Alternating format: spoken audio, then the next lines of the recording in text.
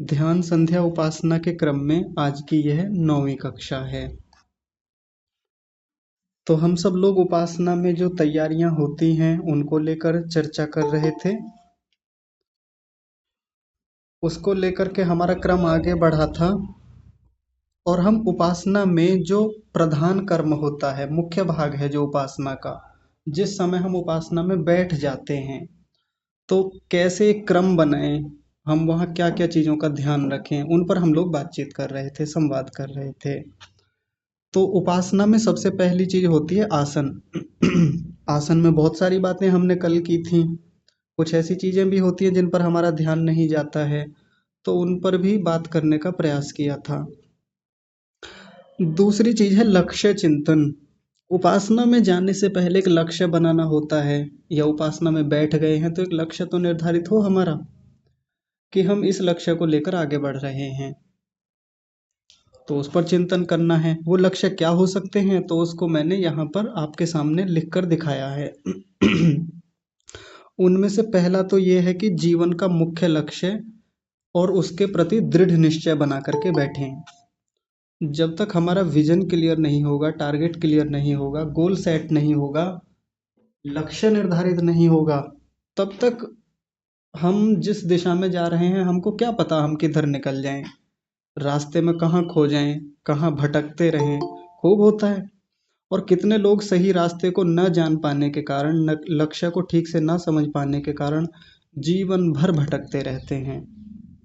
अध्यात्म की दुनिया में, आंतरिक यात्रा में भी यही होता है। जब तक जीवन का मुख्य लक्ष्य ही निर्धारित ना हो और उसके प्रति दृढ़ निश्चय का भाव ना हो, तो क्या होगा, कहीं के कहीं भटकेंगे और पूरा जीवन निकल जाता है। साधना करते करते एक आयु हो जाती है, वृद्धावस्था हो गई है, अब शरीर छूटने वाला है, अगले शरीर की तैयारियां चल रही हैं, लेकिन कुछ हासिल नहीं हुआ, उपलब्धियां कुछ हुई नहीं। कारण क्या है, ढुलमुल रवैया रहता है अध्यात्म की दुनिया में भी। जैसे बाहर की कोई यात्रा है, व्यक्ति ने लक्ष्य तो बना लिया कि मुझे वहां जाना है, लेकिन निश्चय दृढ़ नहीं है, भीतर से मजबूत स्थिति नहीं है लक्ष्य के प्रति, टारगेट या जो उसने डेस्टिनेशन तय किया है कि मुझे वहां तक पहुंचना है, तो कहीं का कहीं घूमता रहेगा। ऐसा होता है, कभी यहाँ बैठ गया, कभी वहाँ बैठ गया, कभी किसी के पास जाके बैठ गया, कभी कहीं घूमने लगा, जंगलों में भटक गया, ऐसा खूब होता है। तो दृढ़ निश्चय चाहिए कि वहां पहुंचना है तो पहुंचना है हर हालत में। जब व्यक्ति ऐसा निश्चय करेगा पहुंचना है, तो फिर पहुंचेगा। और कल की कक्षा में अंत में एक बात और हुई थी, एक सहायक चाहिए यात्रा में। बाहर की दुनिया में भी हमको कई बार सहायकों की आवश्यकता होती है। ड्राइवर हम लेते हैं, ट्रेन लेते हैं, तो उसमें भी चलाने वाले होते हैं, सहकर्मी होते हैं उनके, तो उन सब लोगों की सहायता से हम अपने गंतव्य तक पहुंचते हैं। इस भीतर की यात्रा में साधन तो हैं हमारे पास, खूब सारे हैं, हमको पता भी चल गया उनका कि वो कौन कौन से साधन हैं, लेकिन सहायक कौन है भीतर? वो है परमात्मा। परमात्मा से खूब याचना करें, कामना करें, उनको अपना सहायक बनाएं। परमात्मा तो बैठे हैं हमेशा हमारी सहायता करने के लिए, पर हमको आह्वान करना पड़ेगा, हमको विनम्र होना होगा, हमको समर्पण भाव दिखाना होगा। तो ऐसी भावना मन में बना करके दृढ़ निश्चय करें कि अब लक्ष्य निर्धारित हो गया है, अब तो बढ़ना है, प्रभु आप हमारी सहायता कीजिए। पूरी विनम्रता से, पूरे समर्पण भाव से, पूरे न्योछावर होकर के, त्याग पूर्वक परमात्मा से कामना करते हुए इस लक्ष्य को और दृढ़ करें, मजबूत बनाएं कि मुझे तो वही चाहिए जिसके लिए मुझे यहाँ भेजा गया है, जिस लिए आपने मुझे ये जन्म दिया है। मुझे तो वही दुखों से निवृत्त होना है, वो मुक्ति चाहिए मुझे, जहाँ जाकर के किसी प्रकार का लेश मात्र भी दुख मुझको नहीं होने वाला, मुझे शुद्ध सुख चाहिए। ऐसा निश्चय हो गया है। अब देखिए दूसरा है आसन का समय और स्थिति। एक दूसरा लक्ष्य बनाना है हमको, यानी दूसरे लक्ष्य का चिंतन करना है कि मेरा जो आसन का समय होगा और स्थिति होगी, ये मुझे बढ़ानी है। अभी तक क्या है कि आसन लगाते हैं तो उसमें बहुत कम समय के लिए बैठ पाते हैं। आसन स्थिर किया है, थोड़ी देर हुई है, पैर दर्द करने लगे, कमर दुखने लगी, गर्दन दुखने लगी, बेचैनी बढ़ने लगी, शरीर थकने लगा। 15-20 मिनट में कितने लोगों के साथ ऐसा होने लगता है। तो आसन का समय बढ़ाने के लिए भी लक्ष्य का चिंतन करना है। यहाँ भी एक लक्ष्य बनाना है उपासना में बैठते ही। लक्ष्य क्या बनाना है कि अब तक मैं 20 मिनट बैठ पाता हूँ, आज 25 मिनट बैठूंगा। मोटा मोटा घड़ी लगा लें, शुरू में टाइमर लगा लें। होता है ना, हर किसी के पास फ़ोन में भी टाइमर उपलब्ध होता है, तो उसमें लगा लें। अलार्म लगा लें, कोई बात नहीं, शुरू में ये साधन हमको लेने ही होते हैं। बाहर से अलार्म की व्यवस्था कुछ कर लें। देखें कि मैं कितने समय तक बैठ पा रहा हूँ, कितना समय आज बैठा। तो वहाँ भी एक लक्ष्य निर्धारित करके बैठें, आज 25 मिनट तो बैठना है, कुछ भी करके। धीरे धीरे समय बढ़ाएं कि एक सप्ताह हो गया 25 मिनट तक करते करते, अब मैं आधे घंटे तक जाऊंगा, 30 मिनट तक उपासना करूंगा। इतना लक्ष्य निर्धारित कर लें। ये लक्ष्य चिंतन चल रहा है, ये भी, ये आसन का समय और स्थिति को लेकर के। कई बार ये होता है कि बीच बीच में बेचैनी हो जाती है, आसन बदल लिया, कोई बात नहीं, बदल भी लेना चाहिए जब दिक्कतें ज़्यादा होने लगें तो। लेकिन आसन की स्थिति दृढ़ रहे, ऐसा ऐसा प्रयास करेंगे कि मुझे कम से कम आसन बदलना पड़े। तो एक लक्ष्य ये भी बनाना है कि मैं अधिक समय तक बैठूंगा और स्थिर होकर बैठूंगा। ये पहले से निश्चय कर लें, क्योंकि जिस समय हमारा मनोबल अच्छा होगा, जिस समय हम मन में ये दृढ़ निश्चय करके बैठेंगे कि आज तो इतना बैठना है चाहे कुछ भी हो जाए, तो हमारे सबकॉन्शियस माइंड में, जिसको आजकल सबकॉन्शियस कहा जाता है, उसमें ये संकेत जाता है कि हाँ इतने घंटे बैठना है, इतने समय तक बैठना है। तो ठीक वो हमको वैसे ही आउटपुट देता है, वैसे ही हमारे शरीर को तैयार करने में अपनी भूमिका निभाता है। ये सबकॉन्शियस माइंड का काम होता है। या मन की स्थिति कह लें, अपनी भाषा में, शास्त्रीय भाषा में मनोबल कह लें, मानसिक स्थितियां कह लें, मन स्थिति कह लें, वो ऐसी बनती चली जाती है, संस्कार वैसे दृढ़ होते हैं, उसी अनुसार पूरा शरीर तैयार होता है। तो बार बार अपने सबकॉन्शियस माइंड को जैसे जैसे हम आदेश देंगे, जैसा जैसा निश्चय करेंगे, संकल्प लेंगे, वो वैसी ही स्थितियां बना के देता है। इस पर बहुत लोगों ने शोध किए हैं, बहुत काम किया है, पश्चिम के लोगों ने भी, बाहर की दुनिया में भी। भारत में तो ये शब्द पिछले कुछ सालों से ही आए हैं, ये कॉन्शियस माइंड, सबकॉन्शियस माइंड, लेकिन वहाँ लोग इन पर बहुत गहराई से काम कर रहे हैं। तो एक निश्चय बन जाए उपासना में बैठते ही कि आज का आसन इतना रहेगा, आज की मेरी उपासना कम से कम इतने समय की रहने वाली है। वो हम अपने हिसाब से कर सकते हैं। जैसे कक्षा में युवा लोग हैं, जिनके शरीर में अभी बल है, इंद्रियां मजबूत हैं, तो वो लक्ष्य लंबा लेके बैठें। आज की उपासना मेरी 45 मिनट की रहेगी, 50 मिनट की, 1 घंटे की रहेगी, ऐसा लक्ष्य लेके बैठें। जिन लोगों को बाधाएं हैं, शरीर की आयु अधिक हो गई है, शरीर कमजोर है, रुग्ण है, तो छोटे छोटे लक्ष्य बनाएं, लेकिन लक्ष्य को थोड़ा थोड़ा बढ़ाएं भी। आसन का समय और आसन की जो स्थिति है, उसको थोड़ा थोड़ा सा उसमें वृद्धि करने का प्रयास अवश्य अवश्य करना चाहिए। क्योंकि यदि हम एक कंफर्ट जोन बना लेंगे, एक आरामदायक स्थिति बना लेंगे, उसी में घूमते रहेंगे। और ये हम सबको पता है कि यात्रा लंबी है, दूर तक जाना है, तो देर तक बैठना पड़ेगा। अब इसमें चलना फिरना तो कुछ है नहीं, बैठ के ही सारी यात्रा तय होनी है। तो बैठने की स्थिति में समय तो हमको बढ़ाना होगा कुछ भी करके, और ये जितना निश्चय पूर्वक होगा, इसका पहले से संकल्प ले लेंगे, एक लक्ष्य बना लेंगे, इसमें भी छोटे छोटे टारगेट सेट करेंगे, तो निश्चित रूप से पूरे हो जाएंगे वो। थोड़ा सा कष्ट हो सकता है शुरू शुरू में, थोड़ी सी बाधाएं होंगी, पैरों में समस्या हो सकती है, कमर में, गर्दन में, शरीर के बाकी हिस्से में थोड़ी दिक्कतें आएंगी, थोड़ा सहन करें। न अतपस्विनो योग सिद्ध्यति।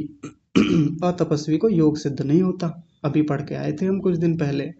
जो लोग तपस्या नहीं कर पाते, जो सहन नहीं कर पाते, जो थोड़े दर्द को सहन नहीं कर पा रहे हैं, पीड़ाओं को सहन नहीं कर पा रहे हैं, कहाँ तपस्या कर पाएंगे, कहाँ योग में आगे बढ़ पाएंगे। थोड़ा सा दर्द होगा, सहन करेंगे, थोड़े से पैर थकेंगे, शरीर थकेगा, भीतर कोई समस्याएं आ सकती हैं थोड़ी बहुत, उनको सहन करेंगे। जब ज़्यादा बढ़ने लगें तो आसन को बदल लेंगे एक समय के बाद, कोई बात नहीं, बाकी उपासना को फिर आगे बढ़ा लेंगे वहीं से, शरीर को सामान्य स्थिति में करके। तो ये दूसरा लक्ष्य हो गया हमारा। ये बैठते ही करना है, ये हमको आसन लगाने के तुरंत बाद इन लक्ष्यों का चिंतन करना है। एक अगली चीज आती है वो है प्राणायाम को लेकर के। वैसे तो वो बिंदु अब तीसरे नंबर पे आएगा कि सबसे पहला काम उपासना में बैठकर फिर प्राणायाम करने का ही होता है, लेकिन प्राणायाम करने से पहले ये निश्चय कर लेने हैं हमको, जब हम प्रतिदिन उपासना में अब नियमित हो गए हैं। तो प्राणायाम पे पहले बात कर लेते हैं, फिर प्राणायाम का लक्ष्य क्या होना चाहिए, फिर इस पर भी बात करेंगे, जो आपको यहाँ दिख रहा है। प्राणायाम क्या है? प्राणों का आयाम, प्राणों का आना जाना, प्राणों को रोकना, ये सब प्राणों के आयाम हैं।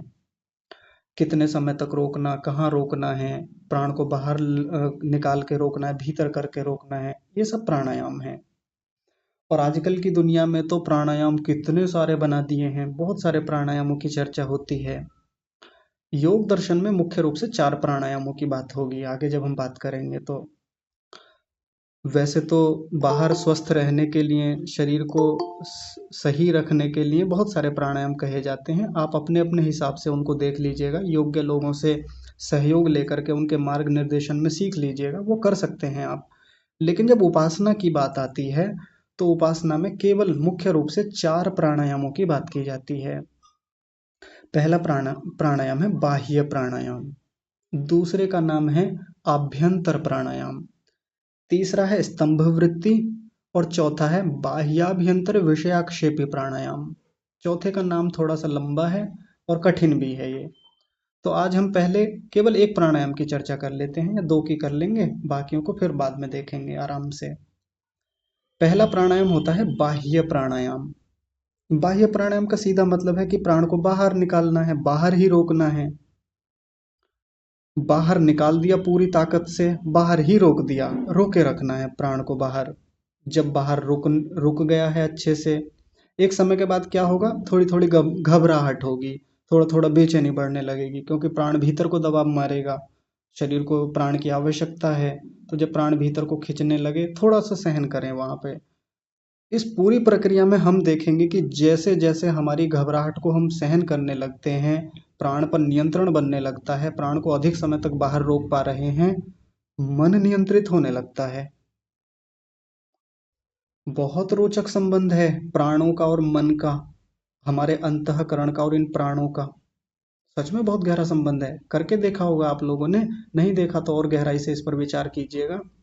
जिन लोगों के चित्त में चंचलता ज्यादा है, विचार बहुत अधिक मात्रा में आते हैं, अनियमित विचार हैं, अनियमित वृत्तियां हैं, 1-2 प्राणायाम, 3-4 प्राणायाम करते ही बात समझ में आ जाती है कि हाँ, ये तो वृत्तियां तो रुकने लगी, मन अब धीरे धीरे स्थिर होने लगा है, एकाग्र होने लगा है।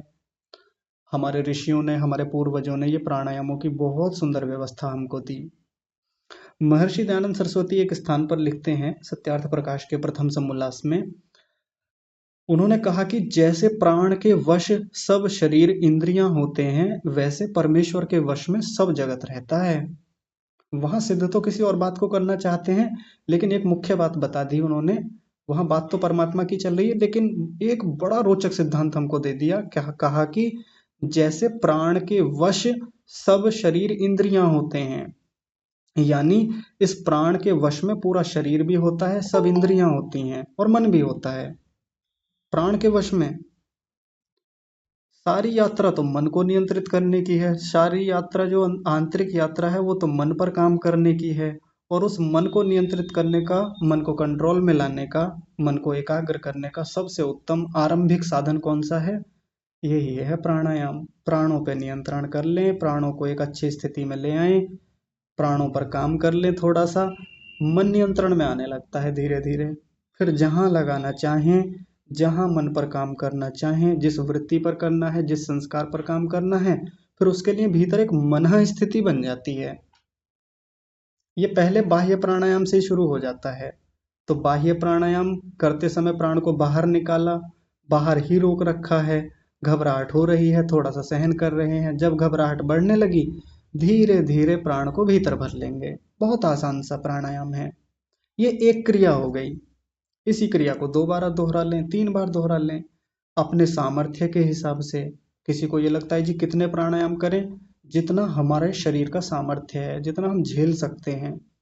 कई बार लोग पढ़ लेते हैं कहीं से कि 21 तक प्राणायाम करें, जैसे ऋषि दयानंद ने लिखा है कि 3 से लेकर 21 तक प्राणायाम करें। अब सोच लेते हैं कि 21 ही करेंगे आज, पहले दिन में ही वो पूरी ताकत लगा दी, 21 कर लिए और बहुत बुरी हालत हो जाती है, कई बार बहुत हानियां उठानी पड़ती हैं।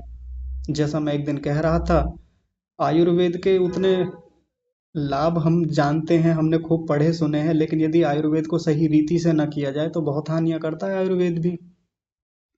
वैसे ही प्राणायामों को यदि सही रीति से न किया जाए, अनियमित किया जाए, असंयमित रूप से किया जाए, अधिक मात्रा में कर लिया जाए, तो ये भी हानि कर देंगे। तो कम से कम 3 से शुरू करें, 3 हम आराम से कर लेंगे। जो अपनी जिसकी ज्यादा सामर्थ्य है वो थोड़े बढ़ा ले, अधिक से अधिक कितने करें, 21 कर लें। उतने तक करना बहुत मुश्किल काम होता है, बहुत सामर्थ्य वालों की बात होती है, जिनके शरीर में बहुत सामर्थ्य है, ताकत है, जो उपासना में बहुत लंबा समय उनका हो गया है अभ्यास करते करते। तो थोड़ा सावधान रहेंगे यहाँ पर प्राणायाम करते समय।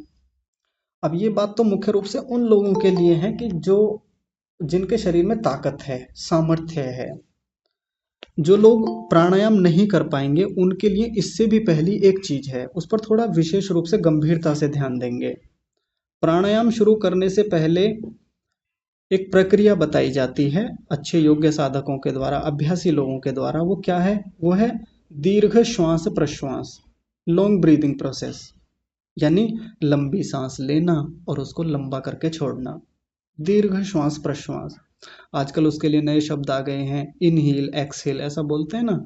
तो वो लंबा उनका ड्यूरेशन रखना, उनको थोड़ा लंबा खींचना, लंबा निकालना, ऐसे करके, यानी इतना धीमे धीमे प्राण को भीतर भरना और इतना धीमे धीमे प्राण को बाहर निकालना कि पास में बैठे हुए व्यक्ति को पता भी ना चले कि ये प्राण ले रहा है या नहीं ले रहा, या निकाल भी रहा है या नहीं निकाल रहा।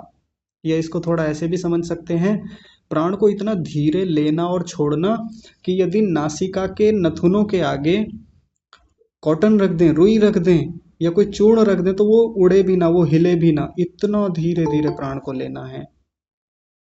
और हम देखेंगे कि ऐसा करते करते अगर हमने 1-2 मिनट भी ये प्राणायाम कर लिया शुरू शुरू में, आसन के तुरंत बाद करना है ये काम, आसन लगाया और आसन लगाने के तुरंत बाद प्राणायाम करने बैठ जाएं, लक्ष्य का चिंतन करें, यानी आसन लगाया, लक्ष्य का चिंतन किया और फिर प्राणायाम करना है। तो लंबी जैसे ही दीर्घ श्वास प्रश्वास हम करेंगे इतने मात्र से भी हमारा मन एकाग्र होने लगता है।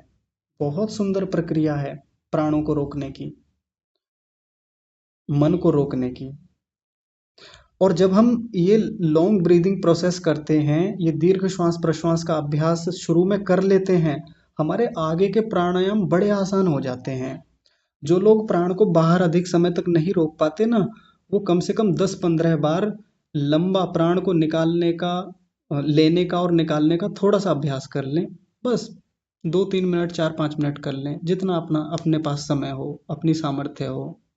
तो फिर आगे के जो प्राणायाम है, बाह्य प्राणायाम, आभ्यंतर स्तंभ वृत्ति या बाह्य अभ्यंतर विषाक्षेपी, वो प्राणायाम बड़े आसान हो जाते हैं, क्योंकि भीतर का जो रेस्पिरेटरी सिस्टम है, जो श्वसन तंत्र है, वो उसके अनुकूल हो जाता है, उसमें खूब प्राण पहुंच जाता है, उसको वो बल मिल जाता है, अंदर जो प्राणवायु की क्षमता है, जो ऑक्सीजन लेवल है, वो बढ़ जाता है, ठीक ठाक स्थिति में आ जाता है। तो अब भीतर एक अभ्यास हो गया। जैसे शरीर को हम हिलाते डुलाते हैं, चलाते फिराते हैं, आसन व्यायाम करते हैं, तो उसमें क्या होता है, शरीर खुलने लगता है। फिर वो कहते हैं ना कि अब ऑक्सीजन लेवल बढ़ रहा है शरीर में, अब ये ब्लड सर्कुलेशन बढ़ने लगा है, तो अब देखो शरीर कितना अच्छे से काम कर रहा है, अब अच्छे से चलने लगा, जो आसन पहले नहीं हो रहे थे अब होने लगे, जो मैं डिप्स पहले नहीं मार पा रहा था वो लग पा रही हैं। तो प्राणों के साथ भी वैसा ही चल रहा होता है मामला। व्यायाम प्राणायाम दोनों में वही काम हो रहा है, यहाँ प्राणों के साथ हो रहा है और वहाँ बाह्य फिजिकल एक्टिविटी के रूप में हो रहा है। तो जैसे थोड़ा सा प्राणों को लेना छोड़ना हम कर लेंगे ऐसे, तो भीतर एक अच्छी स्थिति बन जाती है हमारे श्वसन तंत्र में। अब जो बाह्य प्राणायाम करना है, आभ्यंतर प्राणायाम करना है, वो हमारे लिए आसान हो जाएगा। तो बाह्य प्राणायाम हो गया हमारा, हमने 3-4-5 कर लिए जितना हमारी क्षमता है। उसके थोड़ी देर तक फिर सामान्य श्वास प्रश्वास कर लें, यानी नॉर्मल ब्रीदिंग हमारी चल रही है जैसा सामान्य रूप से चलती है। थोड़ा सा आराम कर लें, हल्का सा 15-20 सेकंड का कर लें, बस इतना। जब इतना हो जाए तब उसके बाद आभ्यंतर प्राणायाम करें। आभ्यंतर प्राणायाम बहुत आसान है, बाह्य प्राणायाम का जस्ट ऑपोजिट, यानी उसके एकदम विपरीत है। कैसे? इस बार प्राण को भीतर भरना है। उसमें प्राण को बाहर निकाला था, इसमें प्राण को भीतर भरना है। भरपूर भर लें, पूरा पेट तक पहुंच जाए, पूरा अंदर फेफड़ों में भर जाए, छाती पूरी फूल जाए, ऐसे भर लें पूरी ताकत से। अंदर रोक लिया है, पूरी ताकत से रोकने का प्रयास करना है, अपनी सामर्थ्य से। मैं बार बार कह रहा हूं, अपनी सामर्थ्य से। जब अंदर रोक लिया है, एक समय के बाद घबराहट होगी, प्राण बाहर को दबाव मारेगा, बाहर निकलने का प्रयास करेगा।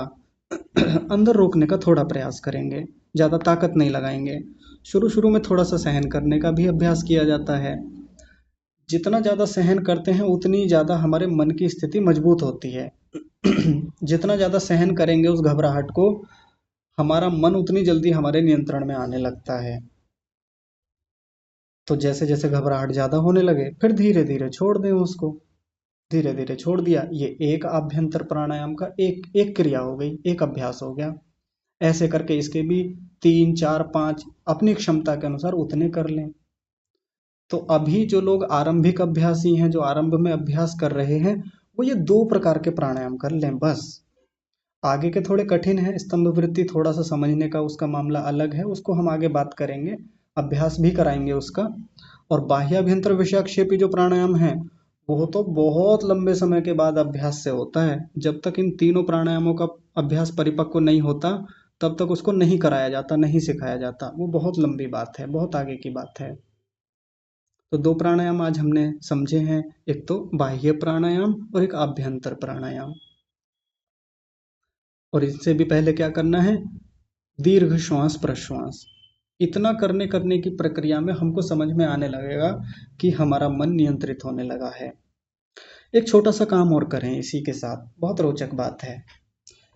जिस समय उपासना में बैठे, आसन लगाया, लक्ष्य निर्धारित किया, थोड़ा सा रुक करके 1 मिनट के लिए अपनी अंदर की स्थितियों का अवलोकन करके देख लें। पहले आकलन करें, विवेचना करें, देखें ठीक से। क्या देखें, कितनी वृत्तियां आ रही हैं, कितनी वृत्तियां जा रही हैं, यानी कितने विचार आ जा रहे हैं।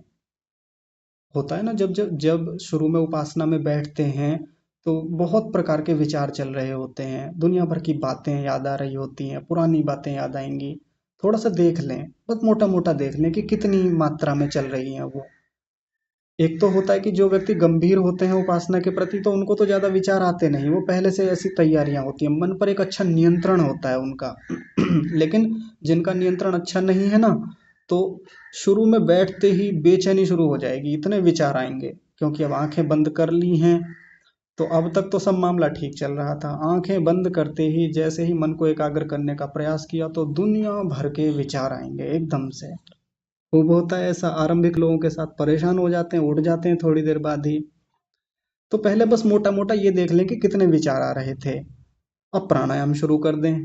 जैसे ही हम देखेंगे कि 3 4 5 6 प्राणायाम हमने कर लिए, वो जो विचारों का एक अनवरत प्रवाह चल रहा था, एक बहुत सारा झमेला आ गया था, बहुत सारे विचारों की एकदम जैसे बाढ़ आ गई हो, वो आ रही थी पहले, एकदम नियंत्रित हो जाएगी, जैसे बांध लग गया हो उन पे, ऐसा महसूस होगा। इन सब चीजों का आकलन करें, अच्छे से देखें इसको, नोट करें इसको अच्छे से। और ये कोई ऐसी हवा में बात नहीं कर रहा हूं मैं, ऐसे केवल शास्त्रीय बात नहीं कर रहा हूँ। प्रायोगिक बातें हैं, प्रमाण सिद्ध बातें हैं, अनुभव सिद्ध बातें हैं। तो हम लोगों के जीवन की एक सबसे बड़ी समस्या तो यही है कि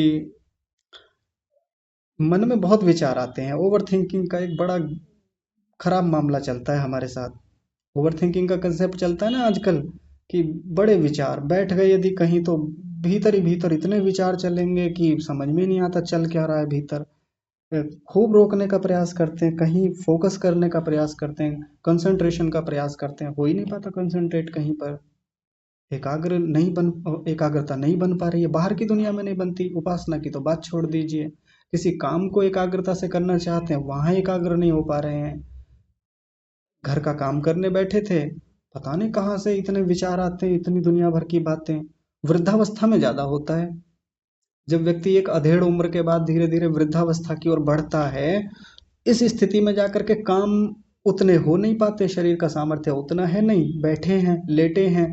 अब ये बैठने और लेटने की प्रक्रिया में व्यक्ति क्या करे, ना कोई गहरे काम कर सकता है, ना कोई गहन चिंतन कर सकता है, तो फिर आती हैं दुनिया भर की बातें, इतिहास की बातें, पुरानी बातें, जीवन के अनुभव, और वो सब आके परेशान करते हैं। क्योंकि जो इकट्ठा किया है पूरे जीवन भर, अब वही तो आएगा। बहुत रोचक बात है और बहुत गहरी बात है। जितना भीतर इकट्ठा कर लिया है, अब वो निकल के आएगा। जितना इन्वेस्टमेंट किया है, वो आउटपुट भी तो निकलेगा उसका। तो मन के भीतर गया हुआ कुछ भी बेकार नहीं होता, नष्ट नहीं होता। मन के भीतर आज तक जितना लेके गए हैं हम, जितनी वृत्तियों को पहुंचाया है, जितना सीखा, समझा, पढ़ा, जाना, अनुभव लिया है, भोगा है, उन सब के संस्कार बने हैं भीतर जा करके। अब वो संस्कार फिर से वृत्तियों को जन्म देंगे ही देंगे, दुनिया की कोई ताकत नहीं रोक सकती उनको। आएगा वो तो, निश्चय से आएगा। पर यदि हमने जिस समय वृत्तियां भीतर जा रही थीं, यदि उस समय नियंत्रण पूर्वक कर लिया होता, तो आज ये परेशान ना करते इतने विचार। अलमारी में किताबें ठीक से रखी होती, ऐसे ही ना फेंक दी होती, अलमारी में कपड़े थोड़ा व्यवस्थित रूप से रखे होते, तो आज व्यवस्थित रूप से निकाल भी तो लेते। मुझको जो कपड़ा चाहिए मैं अलमारी में से कब निकाल सकता हूँ, जब पहले अलमारी में कपड़े ठीक से रखे होते। अब पूरी अलमारी में किताब ऊपर नीचे आगे पीछे उल्टी सीधी भर दी, कपड़े भर दिए। अब मैं चाहूं कि मैं कोई एक अपनी पसंद की किताब, अपना पसंद का कपड़ा निकालना चाहूं, निकाल पाऊंगा? नहीं निकाल पाऊंगा। फिर तो पूरा का पूरा खिंच के आएगा एकदम। यानी जब अलमारी में से हम ऐसी बिगड़ी हुई अलमारी में से अपना कोई पसंद का कपड़ा निकालना चाहें, तो फिर पूरा जखीरा ही बाहर निकाल के लाना पड़ता है। और फिर उसको फैलाएंगे पूरे बेड पर या कहीं फर्श पर। फिर ढूंढेंगे कि यार कहाँ गया, यहीं रखा था इसी में ही। ऐसा ही होता है ना। चित्त के भीतर भी यही मामला है, चित्त के भीतर भी अलमारियां हैं पूरी व्यवस्थित, परमात्मा ने पूरे फोल्डर बना के दे रखे हैं। अगर फोल्डर में यथावत फाइल्स को नहीं रखेंगे, अनियमित रूप से आएंगी, फिर वो असंयमित होते हुए आएंगी, और कितनी मात्रा में आएंगी हम कल्पना भी नहीं कर सकते।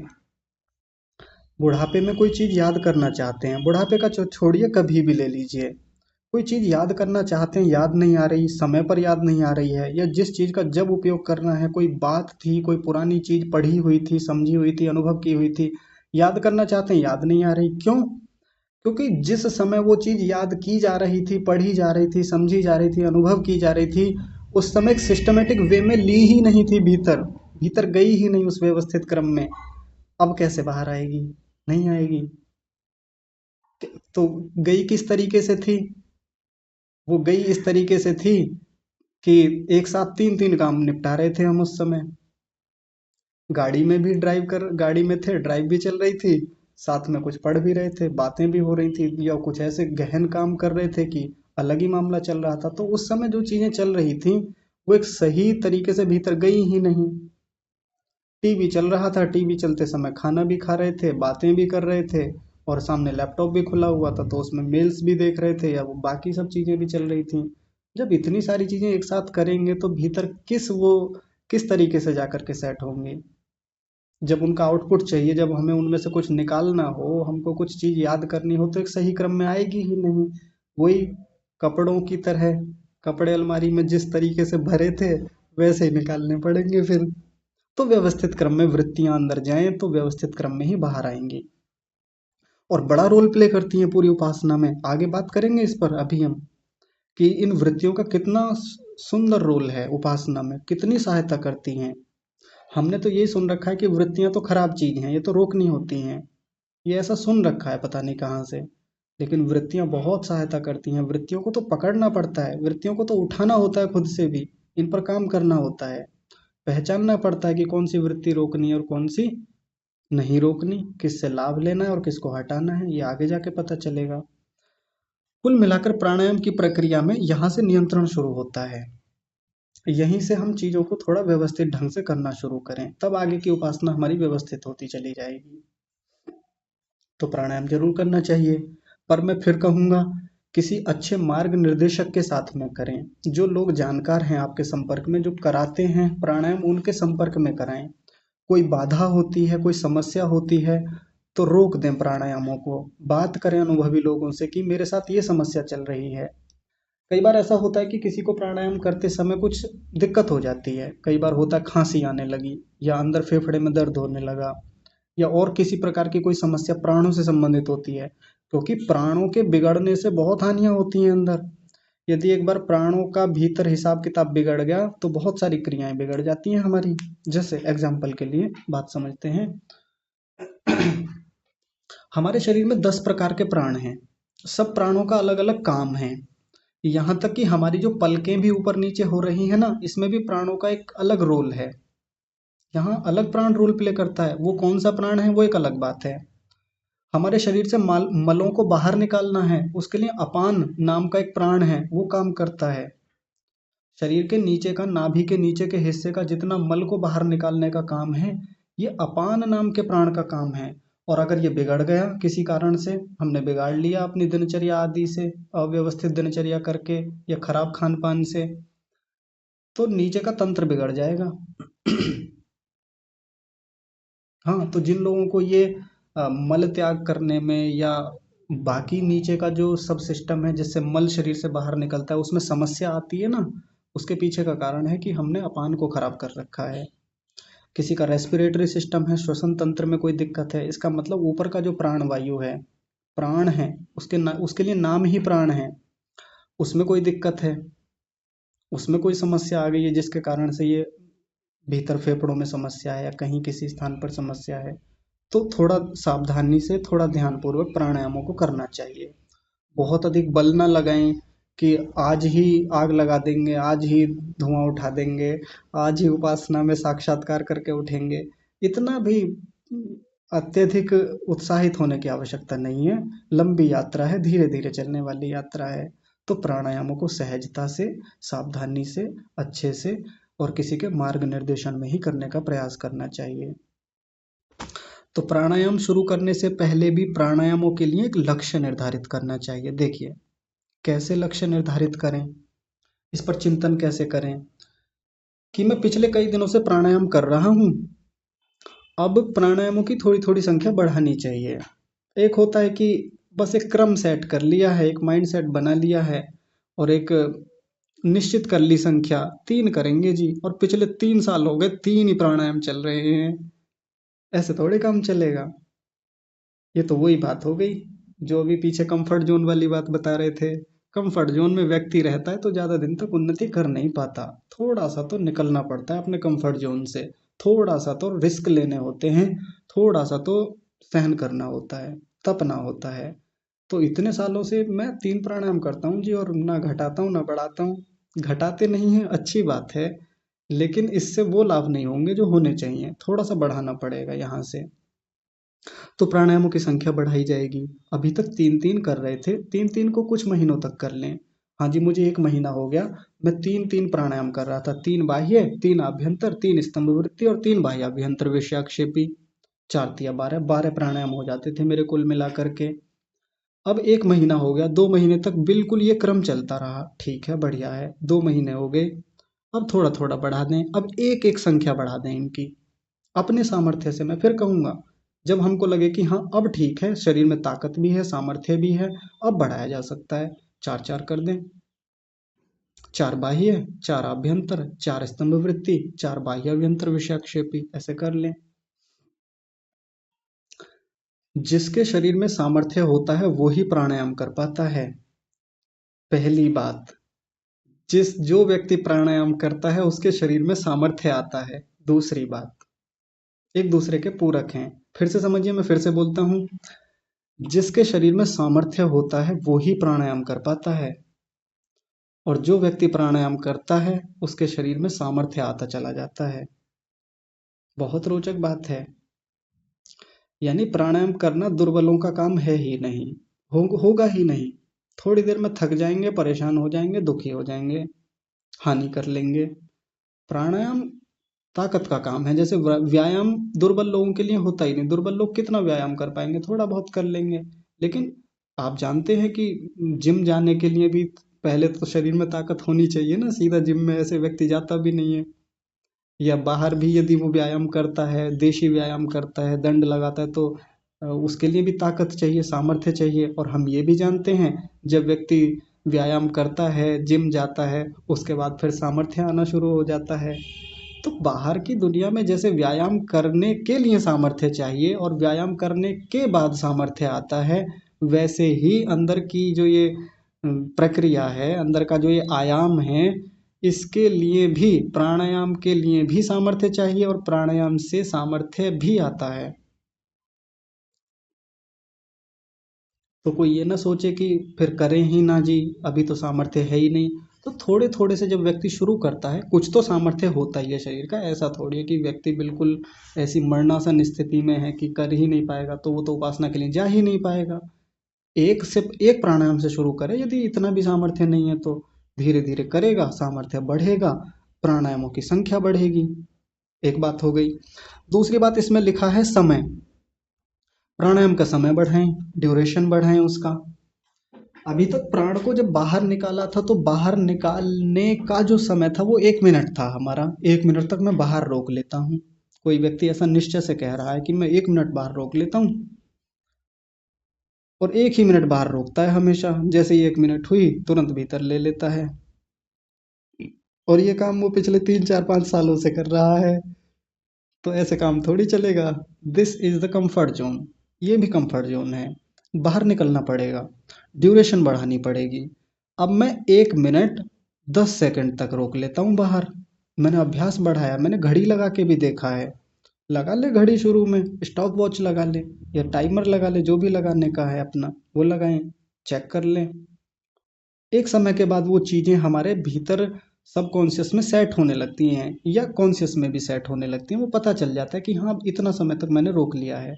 व्यक्ति को अपना पता चल जाता है खुद से कि हाँ, अब मैं, मेरा पहले से समय बढ़ रहा है, प्राण का बाहर में पहले से अब अधिक मात्रा में रोक पा रहा हूँ। खुद से एक भीतर अपने आप वो एक मीटर सेट हो जाता है हमारा।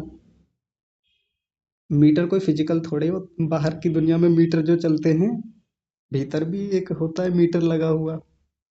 भीतर भी एक अलार्म होता है जो हमें सुबह उठा देता है। यदि शाम को, रात को हम ये सोच करके सोए कि सुबह 4 बजे उठना है, उठा देता है वो भीतर से। तो परमात्मा ने वो चीज़ें भीतर दे रखी हैं हमारे अंतःकरण में। तो ये शुरू में घड़ी की सहायता लेनी पड़ रही है, फ़ोन की सहायता लेनी पड़ रही है, ले लें, कोई बात नहीं, लेकिन समय थोड़ा थोड़ा बढ़ाना पड़ेगा हमें। तो जैसे बाह्य प्राणायाम करने के लिए मैं अब 1 मिनट 10 सेकंड रोक पा रहा हूँ, अब 1 मिनट 15 सेकंड रोक रहा हूँ। आज थोड़ा सा बढ़ाया था मैंने, अब मैं थोड़ा सा और आगे बढ़ा रहा हूँ। जैसे जैसे प्राणायामों की संख्या बढ़ेगी, जैसे जैसे प्राण को रोकने का, बाहर या भीतर रोकने का समय बढ़ेगा, इस पूरी प्रक्रिया में हम देखेंगे मन बहुत नियंत्रण में आ जाएगा हमारे। वो जो अनियंत्रित असंयमित वृत्तियां चल रही थीं, उन पर लगाम लग जाएगी, बांध लग जाएगा। अनवरत प्रवाह आता है ना उनका, कभी न रुकने वाला प्रवाह। बचपन से लेकर आज तक इतना चिंतन चलता है, इतना सोचते चले आ रहे हैं, इतनी थिंकिंग प्रोसेस भयंकर, कोई रुकने वाला, कोई अनंत, कोई अंत दिखता ही नहीं है इसका। कहाँ से शुरू होता है विचारों का प्रवाह और कहाँ जा करके इसका अंत होता है, दिखता ही नहीं है हमको, कुछ दिखता थोड़ी है। उसको अंत करने का, उस पर स्टॉप लगाने का एक सबसे सुंदर साधन है प्राणायाम। आरंभिक साधन है, आगे भी आएंगे ऐसे साधन, और भी बात करेंगे उन पर। और भी बहुत सारे तरीके होते हैं उस उन विचारों पर लगाम लगाने के। योग दर्शन में भी तो बताए थे, उनको सबको उठा के लेके आएंगे, उनका सबका लाभ लेंगे। एक हमने पढ़ा था ना, विषयवती व प्रवृत्ति उत्पन्ना मनसः स्थिति निबंधिनी। विषयों पर केंद्रित होंगे। बड़ा अजीब लगेगा कई लोगों को सुन करके कि उपासना में तो विषयों को रोकने की बात होती है, लेकिन यहाँ तो विषयों को उठाया जा रहा है। उठाएंगे, विषयों को उठाना पड़ेगा, चीर फाड़ तो करनी पड़ेगी, देखना पड़ेगा कि कौन कौन से विषय मेरे भीतर हैं, किन किन को इकट्ठा किया आज तक। वृत्तियों को खुद उठाएंगे, तो उनको उठाने उठाने की प्रक्रिया में भी मन नियंत्रित होने लगेगा। लिखा है ना वहां पे, विषयवती व प्रवृत्ति उत्पन्ना मनसः स्थिति निबंधनी। विषयों में जब प्रवृत्ति बनती है तो वो मन को बांधने वाली होती है। विषयों में लगाएंगे मन को, देखेंगे एक एक विषय पर लगा करके। तो फिलहाल प्राणायामों के बारे में आज की ये हमारी बातचीत रही है। यदि इसमें किसी का कोई प्रश्न हो तो फिर आप पूछ भी सकते हैं, कल को या कभी भी व्यक्तिगत भी आप पूछ सकते हैं। तो आज का समय तो हो गया है, आज की बातचीत को इतना ही हम रखते हैं। कल एक बहुत रोचक लक्ष्य के साथ और आएंगे हम। आगे के लक्ष्यों पर बात करेंगे कि उपासना में और क्या क्या लक्ष्य लेकर हम बैठे हैं, उन पर कैसे चिंतन करें। बड़े बड़े प्यारे लक्ष्य हैं, और जैसे जैसे वो लक्ष्य प्राप्त होते चले जाएंगे ना, मन उत्साहित होता चला जाएगा। क्योंकि आज तक वो अचीवमेंट्स थे ही नहीं हमारे पास, वो मेडल मिले ही नहीं भीतर जा करके, वो किसी ने भीतर से स्वागत किया ही नहीं, वैसे पट्टे पहनाए ही नहीं गए हमको। लेकिन हम देखेंगे कि भीतर भी कुछ उपलब्धियां होंगी हमारे साथ, भीतर भी कुछ मिलेगा। छोटे छोटे लक्ष्य जब हम प्राप्त करेंगे, छोटे छोटे डेस्टिनेशन हमारे क्लियर होते चले जाएंगे, कवर होते चले जाएंगे, खुशी होगी हमको कि अब देखिए मुख्य लक्ष्य की ओर अब बढ़ रहे हैं। हाँ, दिखेगा वहां जा करके कि हाँ बढ़ा जा रहा है। तो ऐसे लक्ष्यों पर और बात करने के लिए कल उपस्थित होंगे हम। आज की कक्षा को विराम देते हैं। सभी का हृदय से बहुत धन्यवाद है, और परमात्मा का तो विशेष धन्यवाद। आज की कक्षा को यहीं विराम। आप सभी को सादर प्रणाम। ओम।